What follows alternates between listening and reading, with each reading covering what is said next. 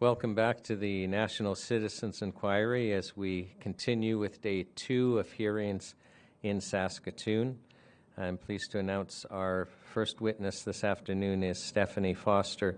Stephanie, can I begin by asking you to state your full name for the record and spell your first and last name, please?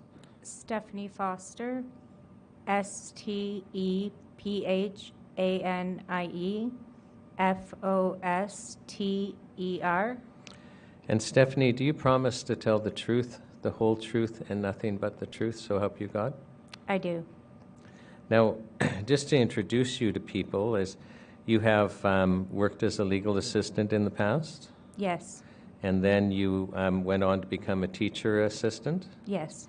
And you've kind of had been back and forth between Ontario because the father of your children live in Saskatoon? Yes. Okay. Now, when you were a teacher assistant, my understanding is there was a requirement by your employer that you get vaccinated? Yes. I had to get vaccinated or I wasn't able to do my job. Okay. Can you tell us what happened with your vaccination? I had to get vaccinated or I would lose my job. And then also at the time, my uncle had terminal cancer, so my family wanted us to get my children and I vaccinated so we could come see our family, as well as my children needed to fly back and forth from Ontario to Saskatchewan, so they needed to be vaccinated to fly back and forth. Right. No, so what happened to you personally after you were vaccinated? After I was vaccinated the first time? Yeah, so maybe tell us about both shots. Pardon? Tell us about both shots. Both shots? Yeah. Okay, so my second shot, I had got it on July 11th, 2021. And after that, on August 13th, 2021, I had a seizure. And I do have epilepsy, however, and my last seizure was in 1999. So I do believe that the COVID shot has given me seizures again or brought them back. Right, and I'll just put that in perspective. When you last had a seizure, you were 18. Yes. And you're now 40. It was 22 years between the two. Right. Okay. And then I also had my first booster shot the end of January of 2022, and the end of February of 2022, I had a seizure again.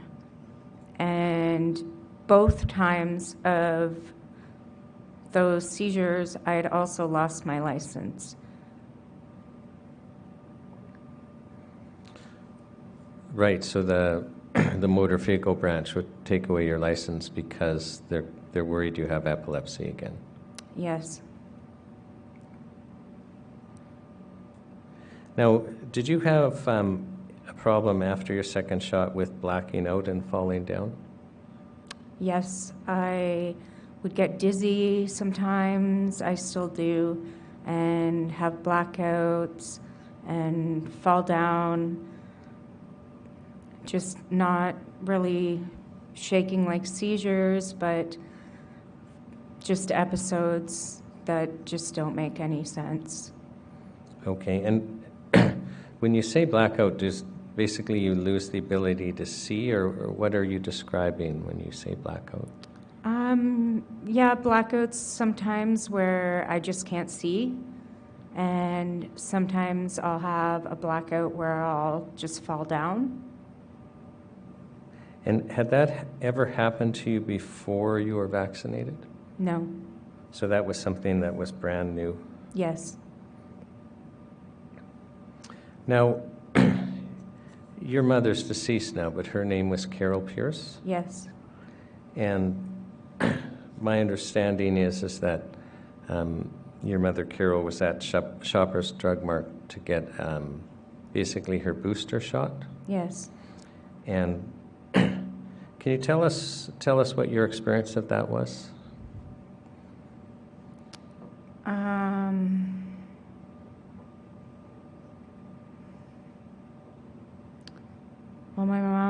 was visiting me at my house that day, and she had asked me if I would go with her to get the booster shot, and I had begged her not to get it and told her that I believe it was giving me seizures. And she said she wanted to get it because she felt she needed to keep up with the Joneses, and she just felt like it was something she had to do to keep everybody safe. And so she went, and I had given her a birthday present that day, an early birthday present, and she was supposed to come back after her shot. So she left, and when she was at Shoppers, right after she got the shot, she texted me and told me she was waiting her 15 minutes. And I said, good job. And then I think it was about 7 minutes later, she died. What's the next thing that happened with you? So, because your mother obviously stopped texting, how did you find out that there was something wrong?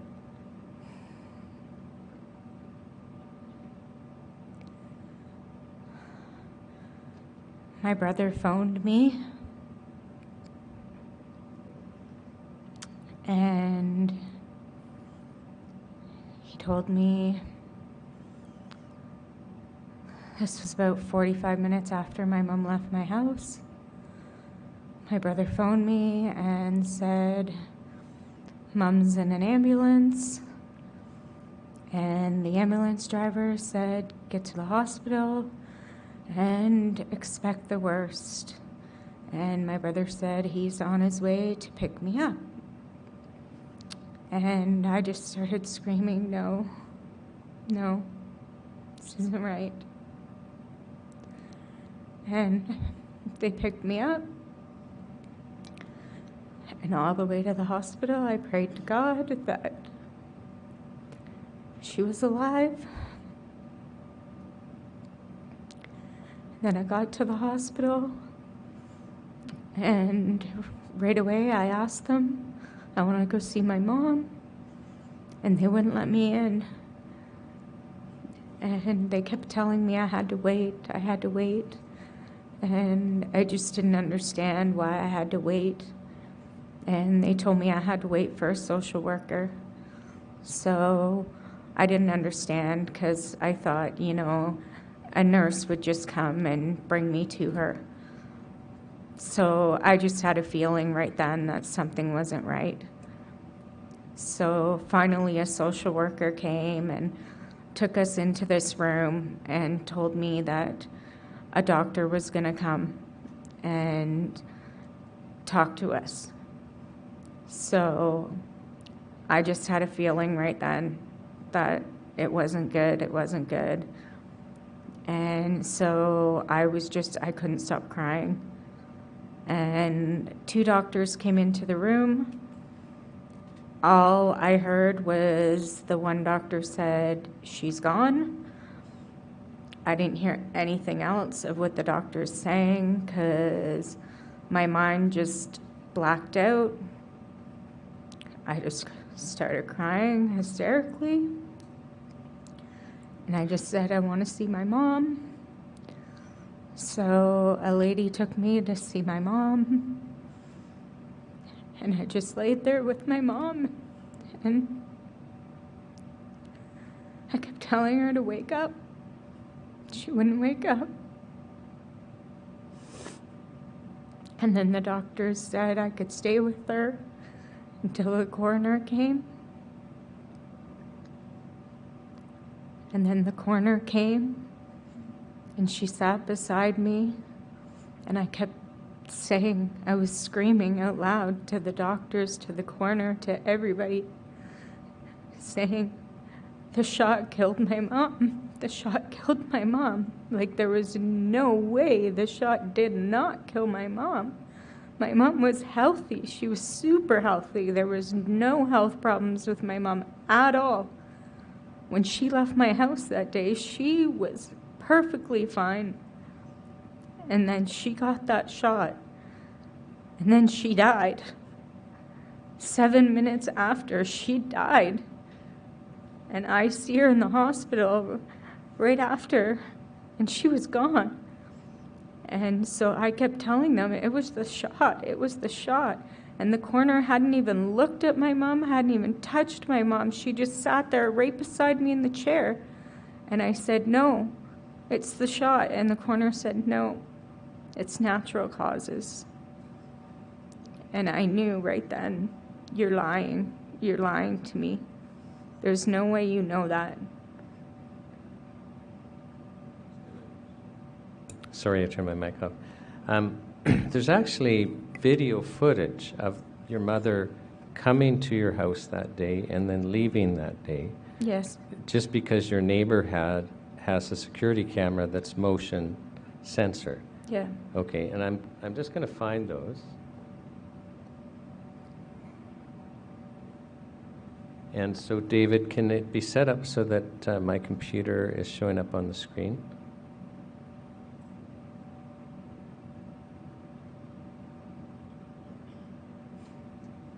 I'm just going to go back to the beginning. So that's your mother there in the red jacket? And so that's her coming to your house that day. And I'm just going to play it again because you've told us that she's healthy, and it looks like she's just walking normally. And now I'm going to play the video of your mother leaving. And so this will just be minutes. This will be on her way to Shoppers Drug Mart.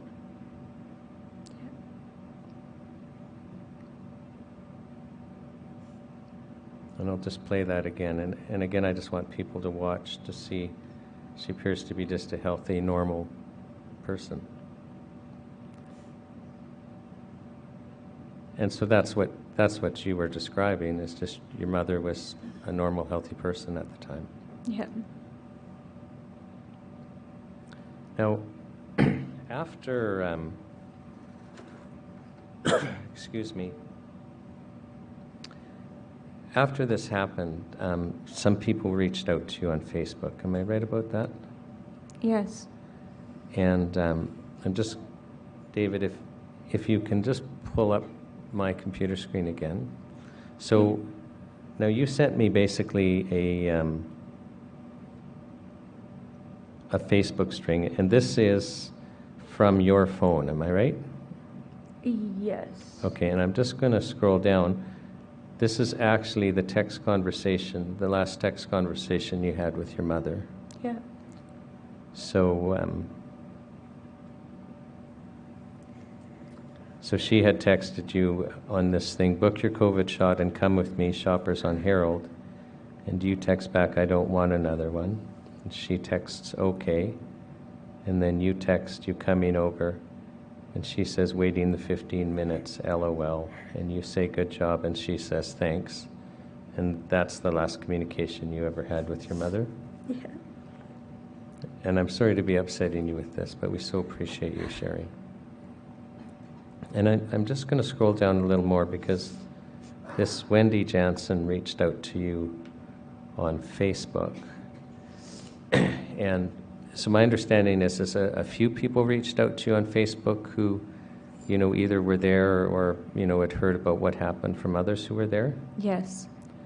And and I expect there was more conversation than this. But Wendy Jansen writes to you on Facebook, 3 days ago in Saskatoon, Saskatchewan, a friend's grown daughter was standing in line with her son at the pharmacy. They saw a long line of people waiting for the needle. A woman received the needle and collapsed immediately. Help arrived quickly and she could not be revived. everyone else just stayed in the lineup for their turn. And am I correct that you heard that from other sources also, that basically people stayed in line to continue getting the shot? Yes.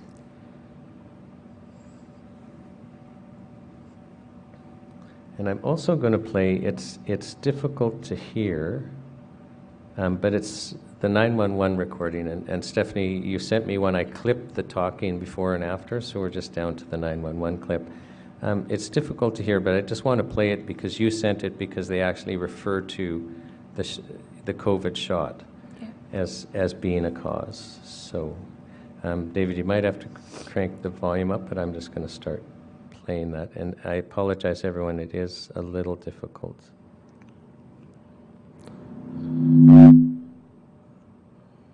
Oh, that didn't work, did it? Do you have that 9111? That's not the... So we'll let David play it on his system. This one didn't work very well.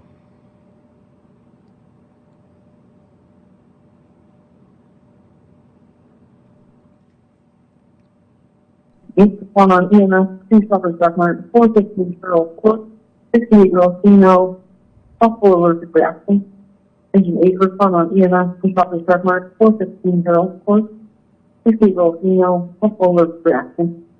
Engine 8 copy, details, female, COVID shot, unconscious. So engine 8, CPR in progress. Copy, CPR progress. They're not breathing hard.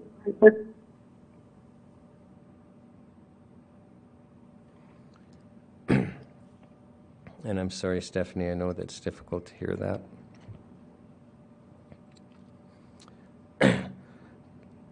But I thank you for sharing that. So that was at least the paramedics indicating that they believed it was, or reporting that it was the COVID shot. And I appreciate they're not doctors. But yeah, thanks, David. So now something else happened, and that followed afterwards, because this created a bit of a discussion in Saskatoon, because people were concerned about what happened to your mother. And my understanding is so a couple of days after your mother died, somebody went to the pharmacy with just kind of the intention of seeing how they were going to, respond to questions about your mother. Does that sound right? Yep. And you were able to get a copy of this, and you've sent this to us? Yes. Okay, so David, I'll ask you to play that. And so just so people understand, this is not Stephanie, this is somebody else who's just decided to go back to the pharmacy and see how they would well, first of all, the first question and answer, listen carefully to, it's really interesting. Do you guys do COVID shots here? We do. We don't do walk-ins. It's appointment. Yeah. Okay. Mm-hmm. If you want, I can give you our QR code and you can sign up for an appointment online. I have a question. Yeah. Regarding the safety of it. Have you had any issues recently with anybody? Yeah, I mean, there is a possibility for side effects. Like what kind of side effects? Sore arm, fever, that kind of thing. Okay. I heard that somebody died here 2 days ago. Oh, we're not right after commenting on that. Yeah. Why? If I want to get a shot, shouldn't I know these things first? We're not commenting on that. That's what my manager told us. So. But when you have to get a medicine, don't you have to let people know That's the a dangers of patient it? privacy issue. I'm not allowed to inform you on that issue. Yeah. Okay, I'm gonna hold off because I heard somebody died, so. Now, Stephanie, you've shared with us symptoms that you had following the shots before your mother died, but my understanding is just actually just the mental shock and grief of what happened has kind of led to some further medical complications. Yes. Can you share with us those, please? I've gone through quite a bit of trauma. When my mom first passed, for at least the first 4 months, I was basically numb. I couldn't accept the fact that my mom was gone. I couldn't sleep. I maybe could get an hour's sleep. I couldn't take care of myself. I couldn't take care of my kids. I have severe fibromyalgia, severe PTSD. My health is just deteriorated so badly. I've gained a lot of weight. I've just basically gone completely downhill. And I've had a period where I went 3 weeks where I couldn't even talk, I couldn't even walk.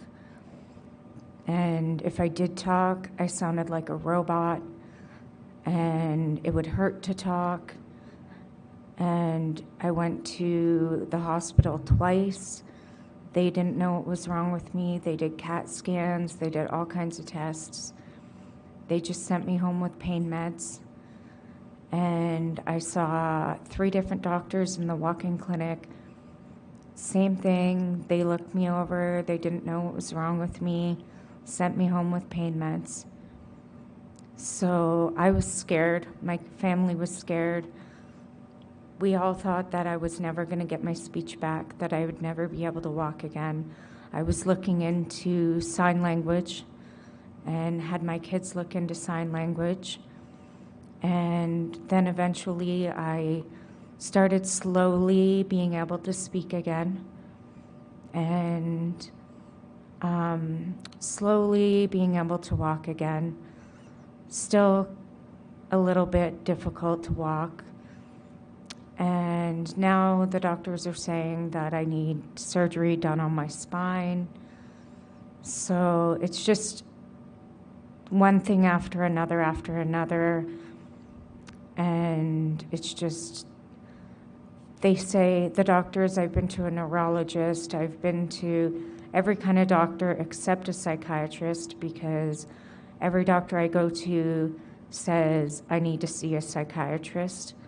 And now the problem is that I don't have a psychiatrist I can see yet. When we were watching that video that somebody had done when they went back to the pharmacy, and they asked if there's any side effects, and the lady said, yeah, basically soreness in the arm and fever. That would have, I know that would have upset you to hear. If you could say something to the pharmacy concerning your mother, what message would you have for them?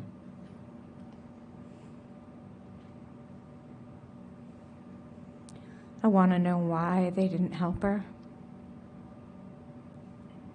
Why didn't anybody help her? Why did everybody just stand in line?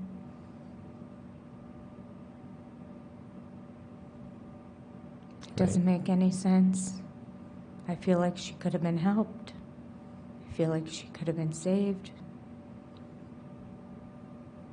I was told by people that everybody just stood there, and by the time somebody came there, they checked her pulse, and there was no pulse. I believe that if somebody got to her right away, instead of everybody just standing around, they could have done CPR and brought her back.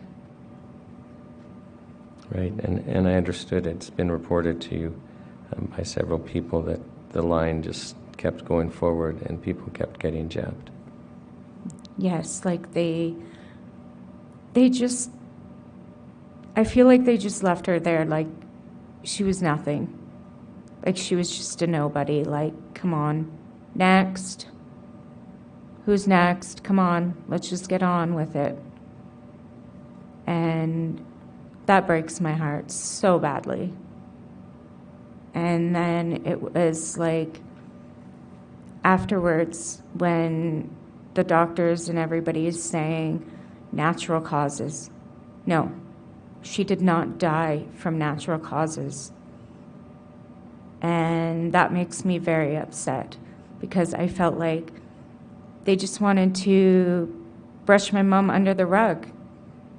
And that was it. No, my mom is a person and a wonderful person. And she should not just be brushed under the rug and forgotten about and say natural causes because nobody wants to say that she died from the COVID shot. And she did.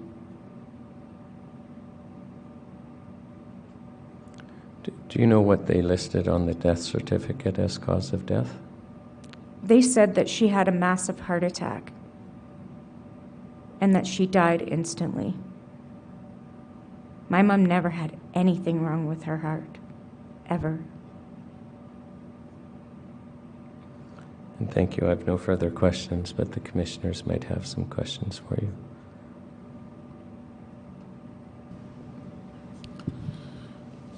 Thank you very much for your very touching testimony. Did you ask for an autopsy for your mother? Pardon me? Did you ask to get an autopsy? Yes. Did you get the result? My brother has it. And what does it say? It says, I believe it says massive heart attack. I haven't got to actually see the report. Is there a plan to do further investigation in the tissue of her heart to find out what triggered it? I'm not sure because my brother has the actual documents and I haven't been able to get access to them. Thank you.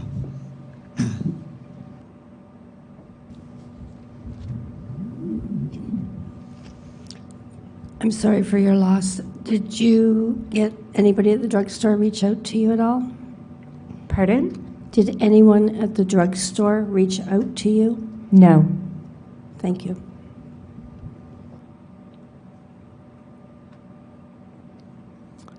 Thank you. So we have no further questions. Stephanie, actually very commend your bravery to come here. I know that it was difficult, and on behalf of the National Citizens Inquiry, I sincerely thank you for sharing this with us. Thank you.